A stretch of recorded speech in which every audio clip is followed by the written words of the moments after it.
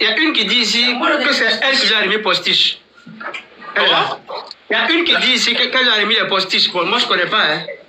Moi, je ne connais pas. Je sais pas, moi. Bon, voilà maman. Ce qu'elle lui a donné, elle va vous dire. Voilà maman qui est là. Ouais. Bonjour madame, ça va bien, vous allez bien? Oui, ça va, ça va. Et chez vous, ça va? Ça va, merci. Et mon nom, c'est La Planta. La Planta, oui. Et on s'est parlé une fois. Donc... Et moi, automatiquement, c'est un problème pour moi.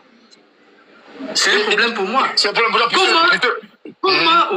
Comment faire entendre raison à la famille qui ne la voulait pas au préalable, au départ? Ouais. Ça va être un combat pour moi encore étant jeune. N'est-ce pas? Donc je lui dis, bon, écoute, on va pas s'embrouiller, on va pas se mélanger les pédales. Elle m'a d'elle-même livré à la vindicte populaire, à l'émission de Tigui. Qu'est-ce que moi je peux faire? Je me retire simplement de la relation. Et avant de me retirer, elle et moi on entame une conversation pacifique. On entame une conversation pacifique où je lui dis doucement, il est vrai que moi je n'ai jamais écouté les gens pour ce qui est de la gestion de notre relation. Mais reconnais la bonne dame que tu as été de trop loin. Tu m'as livré à la vindicte populaire. C'est comme si tu n'avais plus besoin en fait de la relation en fait. Vous comprenez? Bien vrai que moi je respectais les clauses de notre relation, je protégeais la relation à ma manière. Mais elle n'avait aucune considération quant à vouloir m'exposer, quant à vouloir tout dire à la fois. Mais tu ne penses pas que tu as trop risqué, tu as trop posé, tu as trop osé? C'est quelqu'un que tu viens tout juste de rencontrer, tu ne connais pas vraiment son histoire, tu n'as aucune idée vraiment de qui elle est, et tu as couché avec elle sans protection, et là tu voulais avoir un enfant avec elle, ta famille ne la voulait pas, mais tu ne penses pas que tu as poussé trop? Tu ne penses pas? Ouais, j'ai poussé trop, j'en assume, parce que moi je suis quelqu'un, quand je suis engagé avec une personne, je me donne corps et âme, c'est-à-dire je m'implique entièrement, quitte à laisser ma vie. Je suis comme ça, personnellement. Ok.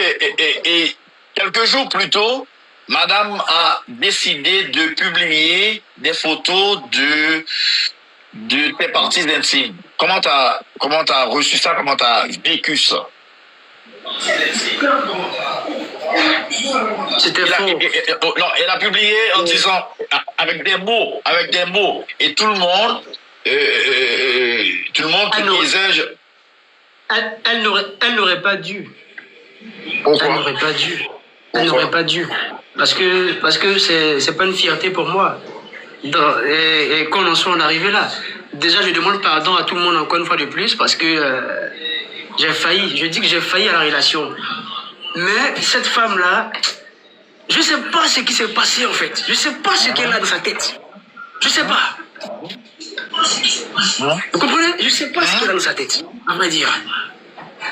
De là à se rabaisser, il y a des choses qui ne s'oublient jamais, qui ne s'effacent jamais. Vous comprenez? Et qui demeurent dans l'histoire pour l'éternité. Lorsqu'on a une femme de ce calibre-là, lorsqu'on a une femme de cette classe-là, de cette renommée-là, franchement, on doit beaucoup faire attention à son image. Bon là, moi je ne vais pas répliquer.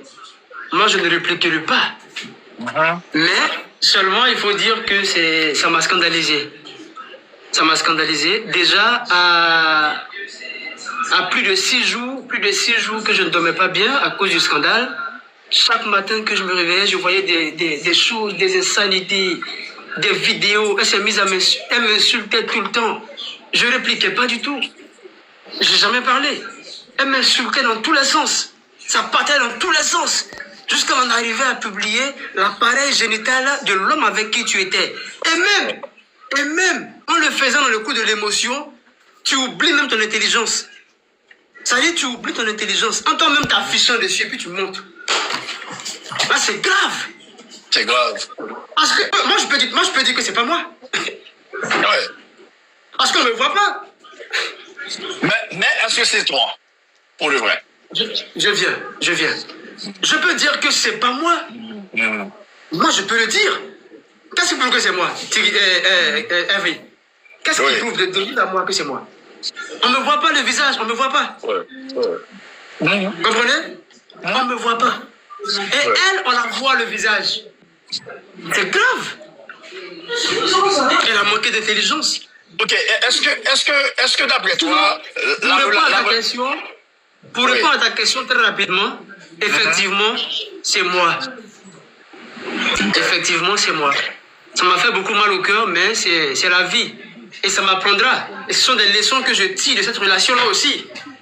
Voilà, et aussi, je comprends aussi ces jugements de ces personnes-là qui viennent de partout sur sa réputation. Comme quoi, c'est une personne qui n'a pas un passé glorieux en termes de relations amoureuses. Et c'est triste. J'ai voulu sauver son image. J'ai voulu l'aider. Elle est là, elle sait au fond d'elle. Elle sait au fond d'elle combien de fois j'étais sincère. Chaque jour que Dieu fait, je prie pour elle. Je veux qu'elle revienne à elle en fait. Je veux qu'elle s'accomplisse. Je veux qu'elle aille de succès en succès. C'était ma prière pour elle qui était là. Mais elle ne vivait que pour le m'as-tu vu, pour le fait, pour les réseaux sociaux en fait. C'est grave. Elle ne vit que pour les réseaux sociaux. C'est ça. Elle ne vit que pour les réseaux sociaux. Lorsqu'elle est rentrée de son voyage le 6 janvier récent, quand elle est rentrée de son voyage, c'était difficile pour elle. Ah oui? Elle a eu un accident, elle a eu un grave accident avant de venir à Abidjan, dont j'ai été informé. Quand elle est rentrée, on lui a retiré la voiture qu'elle voulait. Oui, elle a passé plus d'1 mois dans la location de voiture. Wow. Tu comprends? Dans la location d'une voiture qui lui coûtait, je pense, $35, si je ne me trompe pas. $35 le jour, quelque chose comme ça, si je ne me trompe pas. Si je ne me trompe pas. Dans les factures qu'elle m'a fait voir, si je ne me trompe pas. Alors, psychologiquement, moi, en tant que partenaire, qu'est-ce que je me dis? Je dis, écoute, si moi, je ne peux pas t'aider financièrement, moi, je ne veux pas t'épuiser émotionnellement. Vous comprenez? Je dis, si je ne peux pas t'aider financièrement, je ne veux pas t'épuiser émotionnellement. Je vais plutôt me vertuer à ce que tu ailles bien psychologiquement dans la tête. Vous comprenez? Je te suis. Je ferai le nécessaire pour que, véritablement, tu te remettes de cette difficulté-là. Les factures, l'assurance, et tout ce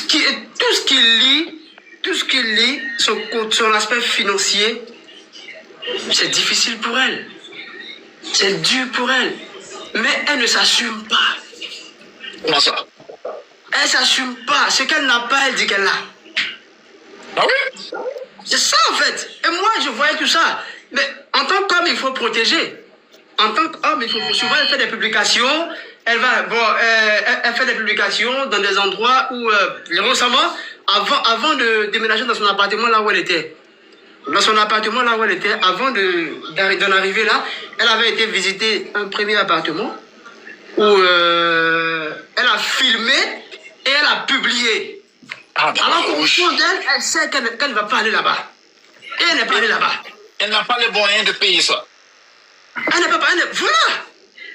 Je lui ai dit, fais beaucoup attention à ton image. Fais attention à ton image. Tout le monde n'est pas pareil. Tout le monde n'est pas pareil. Fais attention à ton image. Wow. Vous comprenez? Wow. Ça me scandalise, ça me peinait au point où, véritablement, quand je lui faisais des remontrances, quand je lui donnais des conseils, elle s'emportait. Elle se défoulait sur moi. Elle me disait des mots méchants. Pas possible. Tu n'as rien. Tu ne peux pas m'aider. Tout le temps, c'était comme ça. Hein? Humiliation dans la relation, à tout bout de champ. Wow. À tout bout de champ. Mais écoutez, l'argent ne fait pas tout. L'argent